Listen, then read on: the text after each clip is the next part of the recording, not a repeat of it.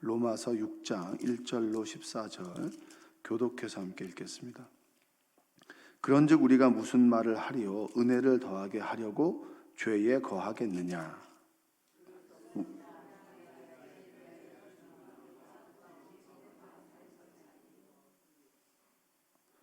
무릇 그리스도 예수와 합하여 세례를 받은 우리는 그의 죽으심과 합하여 세례를 받은 줄을 알지 못하느냐?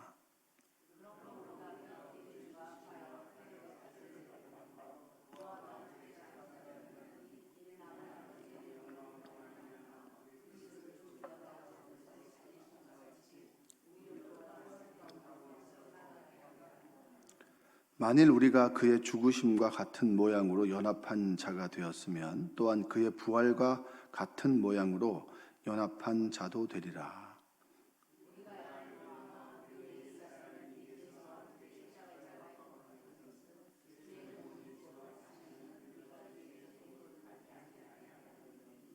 이는 죽은 자가 죄에서 벗어나 의롭다 하심을 얻었음이라.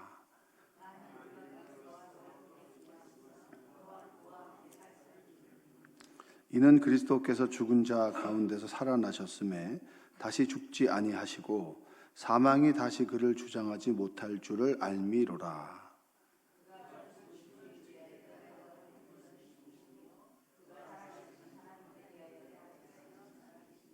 이와 같이 너희도 너희 자신을 죄에 대하여는 죽은 자요 그리스도 예수 안에서 하나님께 대하여는 살아있는 자로 여길지어다.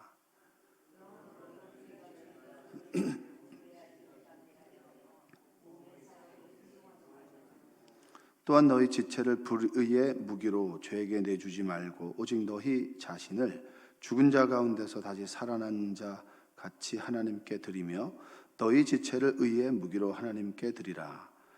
죄가 너희를 주장하지 못하리니 이는 너희가 법 아래에 있지 아니하고 은혜 아래에 있음이라. 아멘. 오늘도 하나님의 은혜가 여러분의 삶 가운데 함께 하시기를 주님의 이름으로 축복합니다. 우리는 하나님의 말씀 앞에 있습니다. 그렇죠? 말씀 앞에 나를 비춰보면 참 부족하다라고 하는 것을 느낍니다. 하나님의 은혜 아래 있으면 내가 참 구원받을 만한 그런 일을 한 게 없는데 이게 공로가 없다라고 하는 것을 제 신앙생활을 하면서 느끼게 됩니다. 내가 뭘 한 게 있나? 구원받기 이런 큰 은혜를 받을 만한 자격이 있나? 뭘 한 일이 있나라는 생각을 하게 되면 참 감사한 그런 고백들을 많이 하게 돼요. 여러분도 그런 고백들 하시나요? 말씀에 비춰보면은 그렇잖아요. 내가 이런 사랑을 받을 자격이 있나라는 그런 고백을 할 때가 있습니다. 자, 주님께서 나를 구원하셨다는 사실을 생각할 때 내 죄가 인식이 되면 될수록 그렇잖아요. 여러분만 아는 여러분의 죄들이 있잖아요. 근데 감사한 것은 우리가 날마다 새로운 죄를 짓지 않는 것은 참 감사한 것입니다. 늘상 이제 약한 부분이 우리에게 있으니까 어떤 부분이 어떤 사람에게는 약하지 않은 것이 나에게는 약하고 또 나는 별 문제가 아닌데 이 사람은 늘 넘어지고 그런 자기만의 어떤 약한 부분이 있습니다. 그런 부분으로 인해서 내가 넘어질 때 나를 구원해 주신 주님? 그걸 생각할 때마다 감사를 떠올리게 되죠. 그러니까 우리가 내 죄가 더 생각날 때 하나님의 은혜가 더 커지게 됩니다.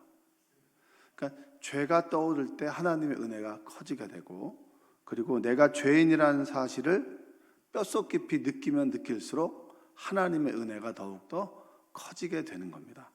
그래서 바울이 이런 질문을 하는 겁니다. 당연한 질문인데 꼭 그런 사람이 있나 봐요. 우리가 하나님의 은혜를 더 누리려면 죄를 지어야 됩니까? 이 얘기를 하는 거예요. 그러니까 갸뚱갸뚱 하잖아요. 누가 이런 질문을 해. 그런데 그 당시에는 꼭 그런 엉뚱한 질문을 하는 사람이 있었던 거죠. 우리가 하나님의 은혜를 더 크게 느끼려면 죄 가운데 있어야 되는 거 아니야. 죄가 많은 곳에 하나님의 은혜가 더 크잖아. 그러면 하나님의 은혜를 경험하려면 죄를 더 많이 지어야 되는 거 아니야? 그러니까 죄 가운데 있어야 하나님의 은혜를 더 경험하지. 이게 아닌 것 같은데 또 계속 듣다 보면 맞는 것 같기도 하고 또 바울은 그러한 질문을 사람들로부터 많이 받았던 모양이에요. 우리 1절 한번 읽어보겠습니다. 1절 한번 읽어보겠습니다. 1절 읽겠습니다. 자, 시작. 그런즉 우리가 무슨 말을 하리요? 은혜를 더하게 하려고 죄에 거하겠느냐. 그러니까 무슨 말 하냐. 우리가 은혜를 경험하려면 죄 가운데 있을 때 우리가 은혜를 경험하는데 그럼 죄도 좀 지워봐야 되는 거 아니냐. 그래야 하나님의 사랑을 깨닫는 거 아니냐. 이렇게 얘기하는 사람이 있단 말이야. 그렇지 않다는 거예요. 그러니까 1절을 공동번역으로 읽으면 이렇습니다. 그러면 은총을 풍성히 받기 위하여 계속해서 죄를 짓자고 말할 수 있겠습니까?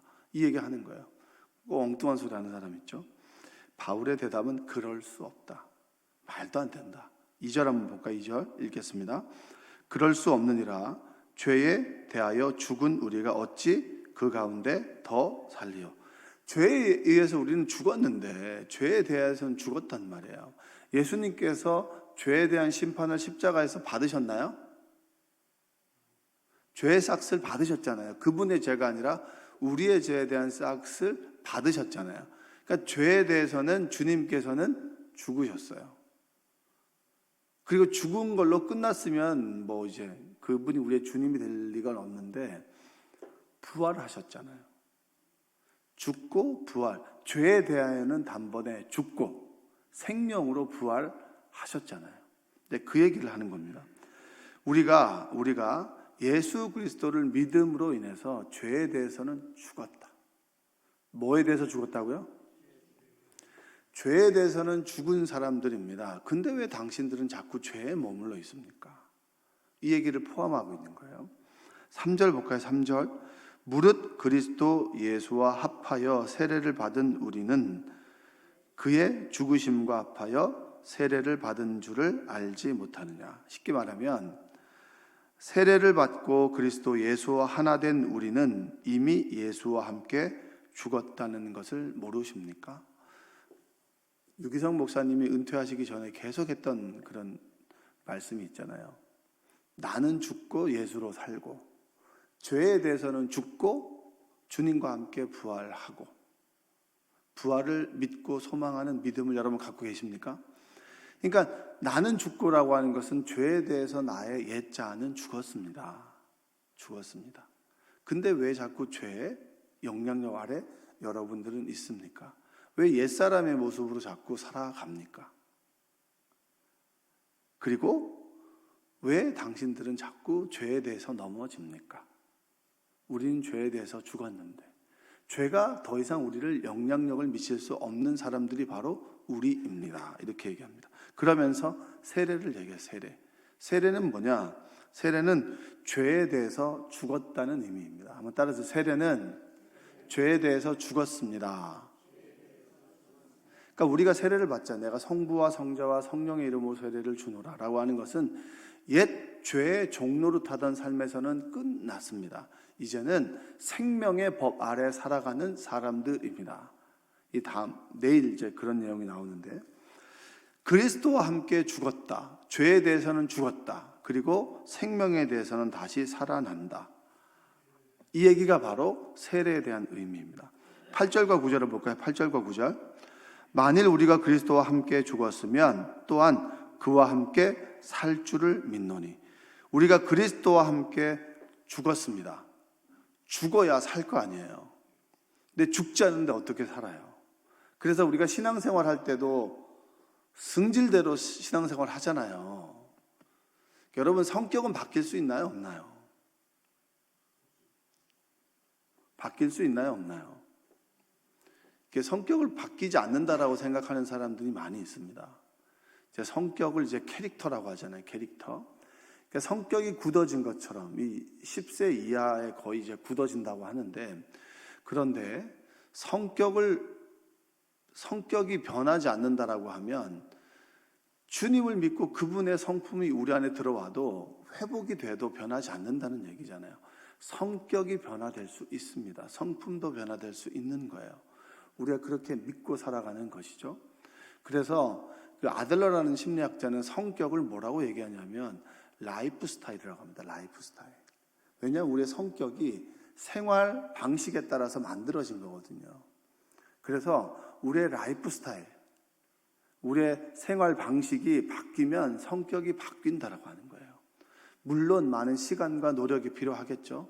그러니까 나는 내 성격은 원래 이래, 그래서 안 돼, 이것은 핑계고, 예수님을 믿으면 우리의 성품이 여러분 예전에 예수님을 믿기 전과 지금이 조금은 달라지셨잖아요. 그렇죠? 우리는 인정하지 않아도 표정이 달라지듯이 우리의 성품이 좀 너그러워지거나 굉장히 소극적이어졌던 사람들이 좀 적극적으로 바뀌고, 그리고 앞에 나가서 한마디도 못하던 사람들이 대표 기도도 하고, 그러면서 점점 더 우리가 바뀌어지잖아요. 바뀌어지는 겁니다. 죽고 생명으로 살고, 예전의 성격대로, 예전의 성격은 죽고 새로운 하나님의 성품으로 자꾸 살아가는 것, 변화되는 것이 그리스도인입니다. 9절 볼까요? 9절. 이는 그리스도께서 죽은 자 가운데서 살아나셨음에 다시 죽지 아니하시고 사망이 다시 그를 주장하지 못할 줄을 알미로라. 쉽게 얘기하면 우리가 그리스도와 함께 죽었으니 또한 그리스도와 함께 살리라고 믿습니다. 죽으면 사는 거예요. 아멘? 죽어야 살죠. 내 옛 승질이 죽어야 하나님의 성품으로 다시 살아나는 거예요. 그것은 죽은 자들 가운데서 다시 살아나신 그리스도께서 다시는 죽는 일이 없어 죽음이 다시는 그분을 지배하지 못하리라는 것을 우리가 알고 있기 때문입니다. 죽었으니까 죽음이 우리를 지배하는 것이 아니라 우리는 죽고 살아났으니 생명이 우리를 살리는 삶으로 바뀌는 거예요. 할렐루야. 이전 것은 지나갔으니 보라 뭐죠? 새 것이 되었도다라고 우리는 그 구절을 알고 있지만 생명의 영향을 받는 것이 아니라 죄, 죽음의 영향을 받고 살아간다고 하는 거예요. 여러분, 우리는 십자가를 믿잖아요. 우리는 믿음이라고 하잖아요. 예수님께서 죄에 대해서는 죽고 생명으로 살아나셨듯이 우리에게 영향을 미치는 건 뭡니까? 죄의 법입니까? 생명의 법입니까? 생명이에요. 그리스도의 생명. 그래서 주님을 믿고 하나님을 사모하는 사람들의 눈빛은 살아있나요? 죽어있나요? 살아있죠. 하나님의 영이 우리를 살리잖아요. 같은 죄를 동일하게 반복해서 저도 찔리고 그 길로 가지 못하도록 성령의 법이 우리를 끊임없이 생명의 길로 인도해 가십니다. 그래서 여러분들이 여기 있는 것이고 이 딱딱한 말씀을 아멘으로 받아들이는 이유는 생명의 법이 하나님의 성령이 우리를 생명으로 인도하기 때문입니다. 할렐루야. 생명으로 살아가는 여러분들 되시기를 주님의 이름으로 축복합니다. 과거의 삶이 정리가 되었습니다. 되었는데 우리는 그 미련을 갖고 있는 것이죠. 스스로를 자꾸 고백할 때 과거의 모습이 아니라 생명의 삶으로, 죄에서 죽고 생명으로 부활하신 주님을 믿는 믿음으로 살아가는 여러분들 되시기를 주님의 이름으로 축복합니다. 4절에 볼까요? 4절.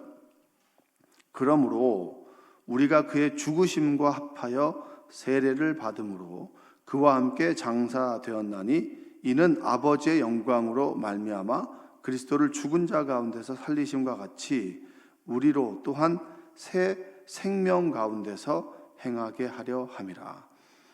여기서 그와 함께 장사되었다라고 하는 말이 있잖아요. 장사되었다. 이 장사되었다라고 하는 말은 이 완전 무결하게 죽은 것을 얘기합니다. 우리는 죄에 의해서 작동하는 사람들이 아니에요. 죄 짓는 것에 흥분을 느끼는 사람들이 아니에요. 더 이상 완전히 죽었다는 거예요. 장사되었다라고 하는 것은 죽었다는 것이고 우리가 반응하는 것은 생명이고 그리스도고 그리고 살리는 하나님의 말씀을 들을 때 우리가 반응하는 것이지 죄 짓는 데에서는 우리가 더 이상 반응하지 않는다는 거예요. 그것이 바로 그리스도인입니다. 우리는 내가 예수님을 믿습니다. 믿음으로 인해서 성령이 우리 안에 오게 되죠. 그러면서 자꾸 우리가 변화되는 것은 뭐냐면 죄의 길이 아닌 생명의 길로 간다는 거예요. 자꾸 예전에 수다를 떨었던 그 시간들이 너무 좋았는데 하나님에 대한 수다가 빠졌을 그 모임에는 우리가 더 이상 아무런 반응을 하지 못한다는 거예요. 시간 아깝다. 내가 지금 이 돈 쓰고 내가 왜 여기 있나. 너무 건조하다. 그런데 믿는 사람들이 모여서 내가 받은 은혜를 나누기 시작해요. 그 은혜를 고백하기 시작해요. 기대되고 가슴이 뛰잖아요. 그게 생명의 법입니다. 저희 아이들이 어렸을 때는 그냥 강제적으로 예배를 드렸단 말이에요. 강제적으로 예배를 드리고 기도도 시키고, 그럼 어렸을 때는 아빠가 하던 설교도 따라하기도 하고 그렇게 하죠. 그러다가 사춘기가 좀 되면서는 이제 굉장히 그냥 꼬다는 보리자루처럼 여기 앉아 있는 거예요. 앉아 이렇게 기도도 하고 이러다가 이제 점점 더 하나님을 알고 하나님의 은혜를 경험하고 난 다음에는 그런 것들을 이야기할 때 가슴이 뛰어요. 정말 하나님이 살아계시는구나. 하나님이 이 아이들의 삶을 조금씩 만져주시는구나. 교회 안에 머물러 있고, 그리고 교회에서 하는 프로그램 따라가고, 그러다 보니까 교회를 사랑하게 되고, 그리고 교인들이 자신에 대한 관심을 가져주는 것도 알게 되고, 관계도 알게 되고, 그리고 예배 가운데 알게 되고, 어느 순간부터는 가요를 좋아하다가 그렇게 CCM들을 좋아하고, 그 CCM들을 부르고, 피아노도 반주하고 싶다고 얘기를 하고, 참 그게 예전에는 무미건조하고 재미없었던 거거든요. 근데 그 안에 생명이 있고 소망이 있고 기쁨이 있으니까 그 길을 쫓아가는 거잖아요. 우리도 마찬가지 아니겠습니까? 이 찬송가가 여러분 굉장히 은혜롭나요? 이거 세상의 노래하고 비교해보면 굉장히 단조롭고 별로 감동이 없는 거예요. 그런데 어느 순간 이 예수로 나의 구주 삼고 성령과 피로써 거듭나니, 근데 이게 좀 그냥 불렀던 건데 성령과 피로써 내가 거듭났구나, 새로 살아났구나, 새로 살아난 내가 어디에 관심을 두나 봤더니 사람들이 하나님을 만났던 이야기, 경험했던 이야기. 여러분 놀라지 마세요. 우리 문정화 집사님 암이 사라졌어요. 여러분 별로 놀라지도 않으시죠? 암이 사라진 게 별로 놀라운 일이 아닌데, 어제 병원에 가서 검사했는데 암이 사라졌다는 거예요. 의사도 놀라고 본인도 놀라고. 근데 제 아내와 한참 통화하더라고요. 근데 제 아내는 암이 사라진 걸 많이 봤거든요. 그래서 그거에 대한 마음이 있는데 사라진 사람들은 처음이라 놀라는 거죠. 여러분 그러한 기적이 일어나면 가슴이 뛰지 않습니까? 기도하고 그 다음 식생활도 바꾸고, 그리고 정말 좋은 치료도 하게 됐을 때 수술도 하기 전에 암이 사라졌어요. 직장암이었는데. 그런 기적의 역사가 지금도 일어나고, 그런 이야기를 어제 통화하는데 제가 가슴이 뛰더라고요. 하나님이 살아계시는구나. 죄에 대해서는 죽고 생명으로 임하시는 주님과 함께 살아가는 인생들이 우리입니다. 생명 가운데 살아가게 되니 우리 가운데 병이 치유되고 회복되는 역사가 나타나는 거죠. 저는 너무 감사해서 어제 그 이야기를 나누는데, 40세 되는 결혼도 안 한 여자 집사님이 정말 항문하고 6cm 사이에 직장암이 생기고, 그 수술하면 어떻게 돼요? 잘못되면 평생 혼자 화장실 못 가잖아요. 얼마나 두렵겠어요. 그 시간들을 살아가고, 그리고 그 속에서 주님의 말씀대로 살아가고, 그리고 치료하고 기도하다 보니까 하나님께서 정말 역사하셔서 이 암이 사라졌다.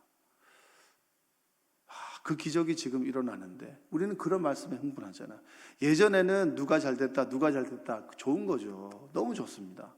하나님이 역사하셨으면 좋다, 이것이 감사한 것이지, 그냥 하나님 없이 잘됐다는 그냥 우리의 가슴을 뛰게 하지 못한다라고 하는 거예요. 우리는 죄에 대해서 완전 무결하게 생물학적으로 죽었습니다. 그리고 생명에 대해서는 부활로 다시 살아나는 인생들입니다. 믿으십니까? 그 얘기하는 거예요. 우리는 죄 짓는 거에 대해서 더 이상 관심이 없어. 이제는 하나님의 말씀, 생명, 소망, 희망이 우리를 뛰게 하지, 죄에 대해서는 더 이상 기쁘지 않아. 죄 짓는 모임 가고 싶지 않아. 무미건조해. 그러나 하나님 말씀을 나누고 하나님의 은혜를 나누는 모임, 하루 종일 있어도 피곤하지 않아. 여러분들이 그러한 삶을 살아가시기를 주님의 이름으로 축복합니다. 예수님께서 가이사랴 빌립보에서 제자들에게 이렇게 얘기하죠. 누구든지 나를 따라오려거든 자기를 부인하고 자기 십자가를 지고 나를 따를 것이니라. 자기를 부인합니다. 자기 하나님께서 나에게 맡겨주신 십자가를 가지고 따라갑니다. 근데 그 십자가는 가볍다고 합니다. 주님께서. 저는 이 말씀이 잘 이해가 되지 않았는데 항상 이 말씀을 읽을 때마다 떠오르는 장면은 뭐냐면 제가 초등학교 때였던 것 같아요. 초등학교 한 모르게 4학년 지났던 것 같아요. 4학년 때 아버지가 돌아가셨으니까. 그래서 이제 집을 이사해가지고 조그만 8평짜리 연립주택에서 살았습니다. 4식구가. 근데 쌀이 떨어질 때가 많았었어요. 근데 그냥 저는 그때 쌀이 떨어졌다는 게 얼마나 심각한 건 줄은 잘 몰랐어요. 왜냐면 라면을 먹으면 되니까. 그러니까 뭐 저는 뭐 그걸 걱정하겠어요? 애들이 뭐 집안 걱정을 하겠습니까? 그럼 걱정 안 하지. 맨날 쌀을 좀 얻어오라는 거예요. 이모네 집에 가가지고. 그러면 검 비닐봉지 요만한 데다 쌀을 얻어와요. 쌀을 얻어오면은 조그만 애가 이렇게 들고 이제 꽤 한 2정거장 걸어서 갔다 와야 되거든요. 그럼 갔다 오는 그 길이, 들고 오는 그 길이 별로 그렇게 무겁다라고는 느끼지 않았던 것 같아요. 왜냐하면 밥을 먹을 수 있어요. 쌀이 떨어졌는데 쌀을 주니까 쌀이 무거우면서도 가벼운 거죠. 그래서 여러분 교회에서 보면은 추수감사주일 즈음에 보면 우리 한 권사님이 이거 쌀 쌓아 놓잖아요. 허리 아픈 분도 들고 가는데 별로 무거워하지 않더라고요. 이게 십자가를 지고 가는 거예요. 무거운데 가벼운 거죠. 왜냐? 이게 다 생명이거든요. 그러니까 주님께서 주신 십자가를 진다라는 건 죽어라 지는 게 아니고 무거운 건 맞는데 가벼운 거. 이게 아이러니인 거죠. 그렇죠? 인생의 아이러니죠. 주님의 일을 감당하는 것이 때로 힘들고 어려울 때 있는데 그것보다 더한 기쁨이 우리에게는 있는 거예요. 할렐루야.